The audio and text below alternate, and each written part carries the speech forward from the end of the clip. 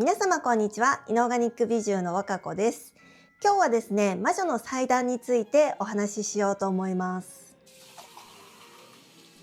祭壇っていうのは、私がいつも魔法のお守りチャームポットを調合するときに、机の上に天然石だったりとか、あとはキャンドルとか、クリスタルとか魔術に関する本を置いていたりとか、あとはアンティークとか、お気に入りの小物を飾ってるんですけど、そういったものを置いて、私は真ん中にピンクのクリスタルのボールを置いて、そこでお守りを調合しているのですが、こういった聖なる祭壇の作り方っていう本もあったりするんですが、これは魔女のお祭りのサバトって呼ばれるものがあって、それに合わせて祭壇をこうやってアレンジするといいですよっていうことを伝えている指南書になるんですが、サバトのお祭りっていうのは、例えば収穫祭だったりとか、長い冬が終わって春が来ることをお祝いしたりするんですけど、暦に合わせたお祭りっていうのは日本とも関わりが深いとは思うんですが、例えばインボルクのお祭りだったりとか、サウィンのお祭りだったりとか、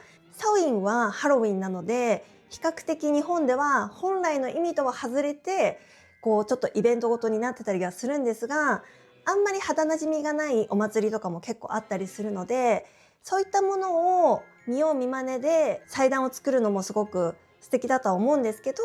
もうちょっと自分ごとになるように、例えば季節に合わせて自分の好きなお花を飾ってきて、クリスタルと一緒に飾ったりとか、自分の好きなものを飾ったりとかして、心地いい空間を作るっていうことの方が、私はどちらかというと取り入れやすいと思うし、自分の快適な生活を送りやすくなるんじゃないかなと思うので、ちょっとそういったヒントになるような祭壇の作り方っていうのをお話ししていこうと思います。で、私がいつも祭壇に飾る石っていうのは、お守りを調合するときにオーダーいただいた方の願い事が最大限になるように、例えば金運アップしたいっていうんだったら一人の石を置いたりとか、もっと行動力を上げたいっていう時はカーネリアンを置いてみたりとか、あまり自分に優しくなれないんだっていう時はローズクォーツを置いたりとかして、願い事に合わせて変えてるんですね。で、今回すごく可愛い天然石たちがちょうど入荷しましたので、ちょっとそちらの説明もしながら可愛く祭壇の作り方をご紹介していこうと思います。で、まず一つ目はこちらのソーダライトのタワーです。こちらは六角形に切り出して先端を尖らせたものをタワーとか、あとポイントって呼んだりするんですけど、このソーダライトの素材に月の満ち欠けを彫り出したものになります。で、この月の満ち欠けのモチーフっていうのはエネルギーの循環とか、あと成長を表すというふうに言われています。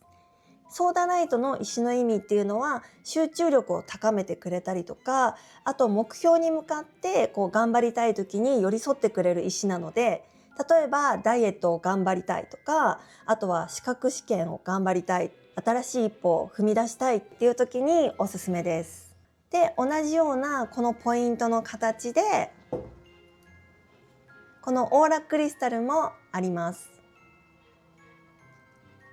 こちらはクォーツの上にこういうオーラコーティングを施したものになります。で、キラキラと光ってユニコーンカラーで可愛いので、お部屋を華やかに演出してくれると思います。このポイントっていうのは、ここにエネルギーが集中するので、魔女のお守り調合部屋に大きいローズクォーツのポイントを置いてたりするんですが、これを一つ置いておくとエネルギーが整ったりとか、クリスタルグリッドを組むときに真ん中に置くと、すごくそのグリッド自体のエネルギーが高まるというふうに言われています。で、こちらのクリスタルクォーツタイプもあります。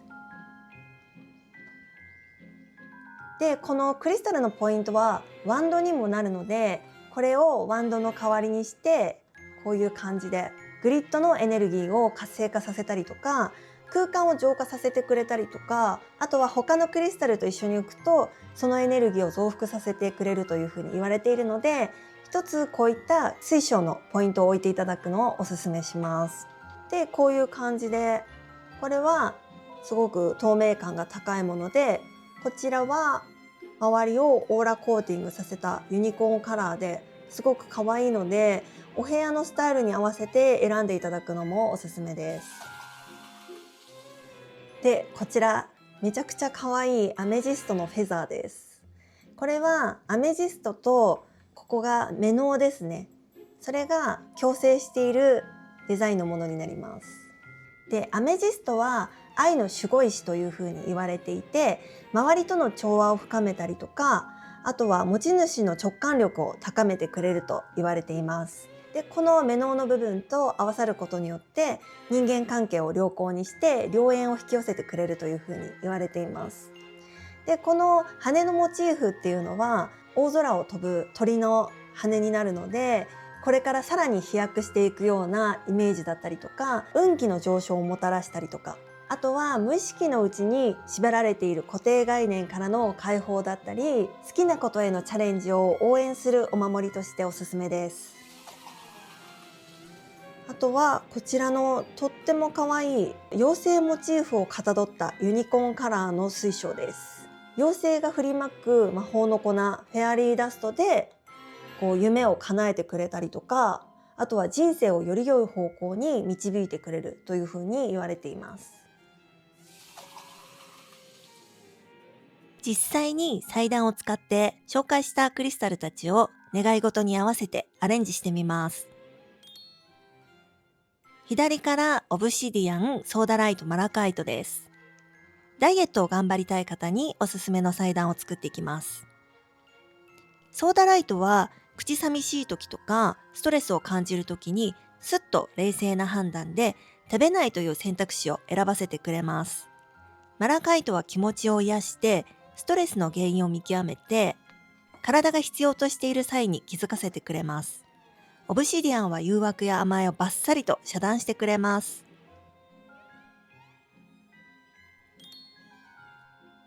不安な気持ちを手放してほっこり幸せを運ぶ祭壇を作っていきます。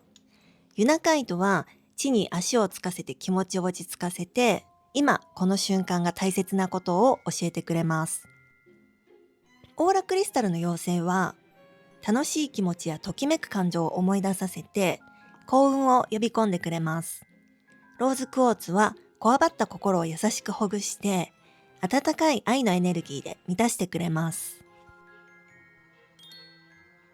強運を引き寄せて成功を手にする祭壇を作っていきます。まず最初にオレンジカルサイトは太陽のような力強いエネルギーで行動力と情熱の火をつけてくれます。アメジストとメノウが共生している羽は直感力を高めて冷静な判断力をもたらして良い人間関係をつなげてくれます。美しい羽でビューンと上昇気流まで羽ばたかせてくれます。虹色に輝く水晶のオーラクリスタルはエネルギーを周囲に拡散する増幅器となって成功に導くご縁やチャンスを集めて後押ししてくれます。いろいろとご紹介しましたが参考になりましたでしょうか？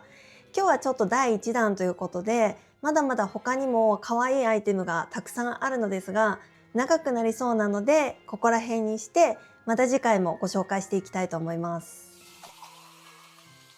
魔女のお店が開く日は LINE から一番最初にご案内しています。概要欄からぜひお友達登録をお願いします。